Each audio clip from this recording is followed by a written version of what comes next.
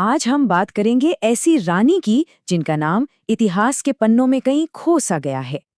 बेगम हजरत महल, वो रानी जो कभी नहीं टूटी। सोचिए, नेपाल का काठमांडू शहर की भीड़-भाड़ और शोर के बीच एक बिल्कुल शांत, गुमनाम सी कब्र है, जैसे इतिहास ने उसे पर्दे के पीछे छिपा दिया हो।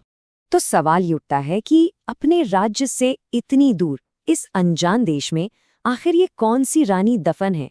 और उससे भी बड़ा सवाल कि आखिर क्यों उनकी कहानी को इतिहास से मिटाने की कोशिश की गई? इन सवालों का जवाब ढूंढने के लिए हमें वक्त में पीछे चलना होगा, उनकी कहानी की शुरुआत में। ये सफर है महल से लेकर सत्ता तक का, एक ऐसी रानी का जो देखा जाए तो राज करने के लिए पैदा ही नहीं हुई थी। उनकी कहानी किसी फिल्मी कहानी से कम नहीं है। फैजाबाद के एक गरीब घर में पैदा हुई, नाम था मोहम्मदी खानम। हालात ऐसे थे कि उन्हें शाही हरम में बेच दिया गया, लेकिन अपनी तेज बुद्धि और हिम्मत के दम पर वो सिर्फ एक परी या दरबारी बनकर नहीं रहीं, वो नवाब वाजिद अली शाह की पत्नी बनी। और फिर अपने बेटे के जन्म के बाद उन्हें बेगम का दर्जा मिला, मतलब गरीबी से सीधे मलिका बनने तक का सफर। लेकिन कहानी में एक बड़ा मोड़ आने वाला था। जैसे ही उन्होंने सत्ता की ये बुलंदी हासिल की, उनकी दुनिया पर धोखे का एक गहरा साया पड़ गया। ये कहानी है एक साम्राज्य के धोखे की, एक पूरे के पूरे राज्य को चुरा लिए जाने की। तो हुआ ये कि साल 1856 में ब्रिटिश ईस्ट इंडिया कंपनी ने एक चाल चली। उन्होंने अवध, जो उस वक्त भारत के सबसे अमीर राज्यों में से एक था, उस पर कुशासन का इल्जाम लगाया और उसे हड़प लिया। ध्यान दीजिए, ये कोई जंग जीतकर नहीं किया गया था, ये तो बस कागजों पर किया गया एक कब्जा था। एक झटके में उनका राज्य छीन लिया गया और उनके पति नवाब को देश से निकाल दिया गया। तो अब सोचिए, पति देश से बाहर हैं, राज्य हाथ से जा चुका है। अंग्रेजों को लगा बस अब सब शांत हो जाएगा, मामला खत्म। लेकिन वो बहुत बड़ी गलती कर रहे थे, क्योंकि इसी राख से एक योद्धा रानी का जन्म हुआ।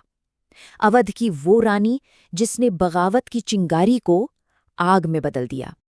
बेगम हजरत महल अब सिर्फ एक बेगम नहीं थी, वो 1857 के गदर की एक जबरदस्त लीडर बन चुकी थी। उनकी राजनीतिक समझ कितनी गहरी थी, ये उनके इन शब्दों से पता चलता है।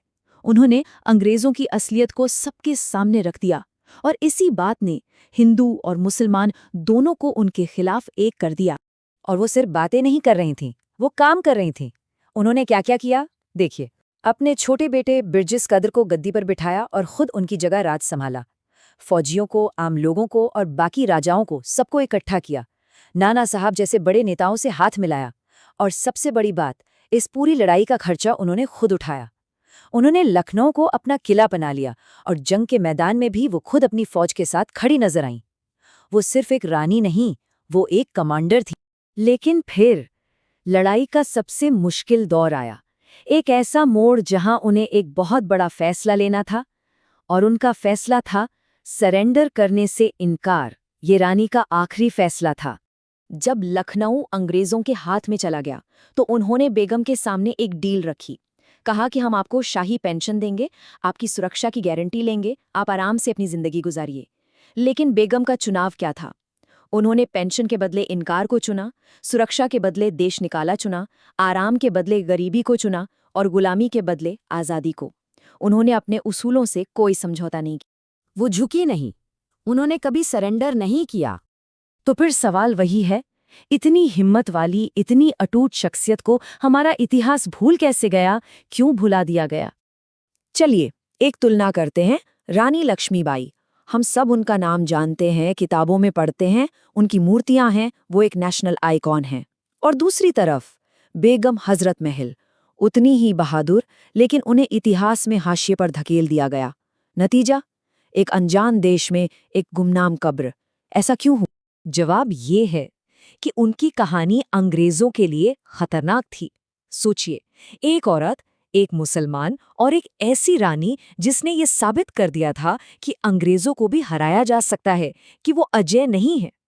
उनकी कहानी अंग्रेजों के उस नैरेटिव के लिए एक बड़ा खतरा थी, जिसमें वो खुद को सबसे ताकतवर दिखाते थे।